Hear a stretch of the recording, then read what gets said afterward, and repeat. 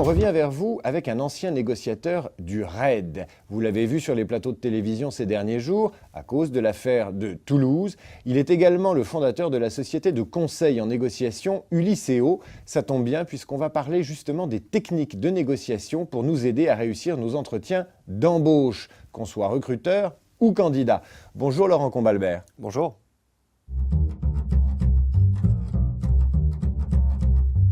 En fait, quand j'ai rejoint le RAID, j'ai mené un certain nombre d'entretiens, mais celui qui m'a le plus marqué, c'est l'entretien avec le numéro 3 du RAID, qui était le chef opérationnel, qui était quelqu'un d'absolument extraordinaire, mais qui ne croyait pas vraiment à la négociation structurée, qui pensait qu'on était tous des négociateurs.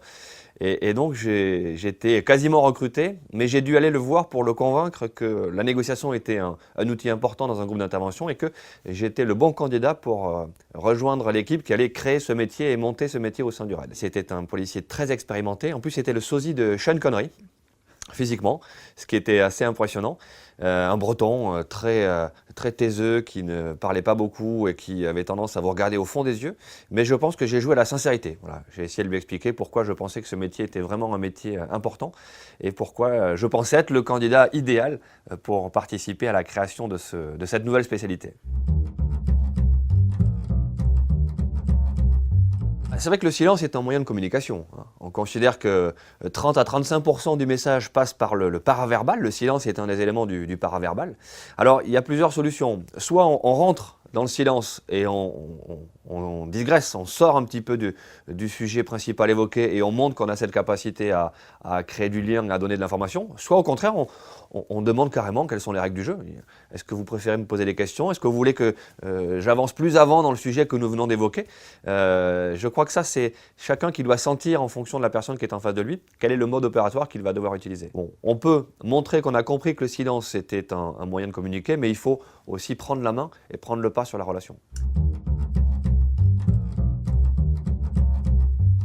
On se pose d'abord les questions qu'on se pose avant toute négociation. Quel est mon pouvoir de négocier? Et le pouvoir de négocier, il peut être un pouvoir institutionnel. J'appartiens à une institution derrière moi. Par exemple, quelqu'un qui est diplômé d'une grande école peut jouer de ce pouvoir institutionnel parce qu'il a l'aura de cette école derrière lui. Ou quelqu'un qui sort d'une entreprise qui a une certaine posture, qui a une certaine présence sur son marché par exemple, peut utiliser ce pouvoir-là. On a également le pouvoir situationnel, le niveau de compétence que l'on a par rapport à la situation, la capacité à apporter des solutions aux problèmes qu'on pourrait vous poser dans le cadre de votre métier.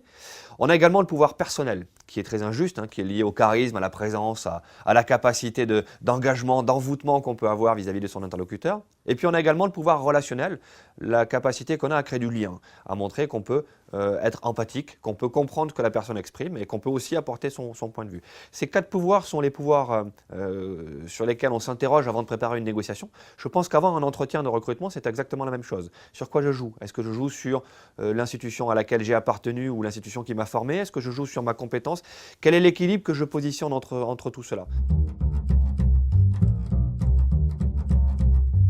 La congruence, c'est l'adéquation entre tous les canaux de la communication. On utilise 3 canaux, le verbal, les mots qu'on utilise, le sens des mots, la place des mots dans la phrase, le paraverbal, la prosodie, le ton de voix, le rythme, l'intonation, la façon de poser sa voix, et le non-verbal, l'attitude, la gestuelle, la macro-gestuelle, la micro-gestuelle, le regard, la distance. La congruence, c'est le fait que ces 3 canaux soient en ligne, c'est-à-dire qu'il n'y ait pas quelque chose qui cloche. Quelqu'un qui va vous dire « ouais, moi, je suis très à l'aise avec le sujet que vous évoquez, franchement, ça ne me pose pas de souci ». Il a tout de suite dans son verbal le fait de dire qu'il est très à l'aise avec ce sujet-là, mais dans son attitude non verbale, il va changer de mouvement, il va se fermer, il va prendre un petit peu de recul, il va pencher la tête un peu en logique de défiance. Ça, c'est un manque de congruence. Il y a une inadéquation entre ce qui est dit et ce qu'on peut observer dans son comportement. Et souvent, sans vraiment pouvoir l'exprimer, les gens détectent les mythomanes, détectent les menteurs à ce manque de congruence, au fait qu'il y a quelque chose qui cloche, quelque chose qui n'accroche pas. C'est ce qu'on appelle dans mon métier la négociabilité. Est-ce que la situation est négociable? C'est-à-dire, est-ce que la personne en face a envie de vous parler? Face à un forcené qui ne veut pas s'adresser aux forces de police, par exemple, le premier job du négociateur, ça va être de créer le lien.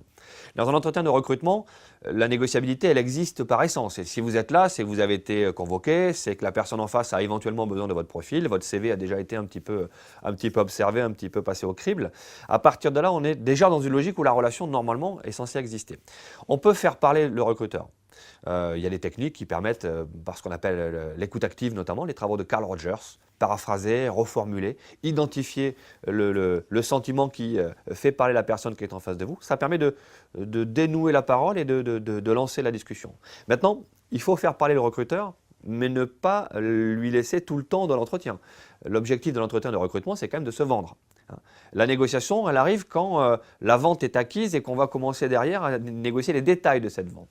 Donc c'est vrai que l'objectif du recruté ou du futur recruté, ça va malgré tout être de parler de lui. Donc il faut qu'il fasse parler le recruteur sur les sujets qui sont clés pour lui, mais sans non plus le laisser complètement prendre la main sur l'entretien, parce que si effectivement on touche un sujet qui l'intéresse ou un sujet métier sur lequel il a vraiment envie de se lâcher, il faut aussi à un moment donné recadrer, et qu'il faut ramener aussi au sujet de l'entretien et ramener à soi pour prouver au recruteur qu'on est la bonne personne et qu'il a bien fait de nous recevoir.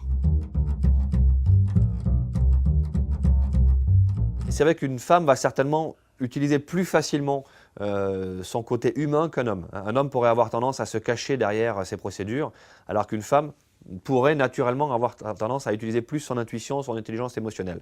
Attention, il y a certaines femmes qui veulent tellement ressembler à des hommes dans les entreprises qu'elles en oublient justement ce côté-là, et qu'elles sont parfois pires que certains hommes dans l'application des process. Mais généralement, pour avoir eu parfois à négocier avec des femmes dans des négociations un peu plus business que des prises d'otages ou des extorsions, je me suis aperçu que le facteur humain et l'engagement, le pouvoir relationnel étaient plus importants que le pouvoir institutionnel. L'excès de confiance. Ouais, les champions du monde. Si on pense qu'on est un champion du monde, il faut faire autre chose. On essaye d'être un champion du monde. Mais si on pense qu'on y est arrivé dans son métier, il faut se remettre en question, il faut changer. D'abord, les escrocs sont souvent très sympathiques. Forcément. C'est-à-dire que les gens ont envie d'avoir une relation avec eux, ils sont plutôt bien. Souvent, ils sont très empathiques, ils vous mettent à l'aise, ils vous amènent à parler de vous, donc vous vous sentez plutôt bien avec un escroc. Surtout un escroc qui fait une escroquerie longue. Il faut qu'il ait une légende, comme on dit dans le monde du renseignement, bien préparée, bien organisée. Et puis ensuite, il va laisser les gens s'enfermer eux-mêmes dans un contexte qu'ils vont créer tout seuls. Il va en donner tellement peu qu'il va arriver à faire croire aux gens que l'univers dans lequel il les enferme est vrai. C'est-à-dire que les gens vont se créer eux-mêmes leur système. Il va donner une information et les gens vont ensuite greffer leur propre cadre de référence sur cette information et donc vont estimer que son cadre est tout à fait valide et tout à fait vrai. C'est le principe de base de l'escroquerie. On laisse l'autre créer le monde dans lequel il s'enferme. Je suis opiniâtre. Quand je tiens quelque chose, je ne lâche jamais. La patience. Est-ce que vous aimez l'incertitude? Pas vraiment. C'est pas mon Vous truc. aimez bien que les choses soient cadrées, soient organisées? J'aime bien qu'elles soient cadrées et organisées, mais j'aime bien aussi, j'aime bien pouvoir m'en éloigner de temps en temps. C'est-à-dire j'aime bien qu'il y ait un cadre et puis tourner de temps en temps autour de ce cadre. Le cadre me rassure et en même temps, la possibilité de m'en éloigner pour faire travailler mon imagination, c'est quelque chose qui me plaît bien. Donc vous avez besoin d'avoir une base un peu solide, si j'ai bien compris, mais vous pouvez vous en éloigner, ça ne vous pose pas de problème de parfois sortir du cadre?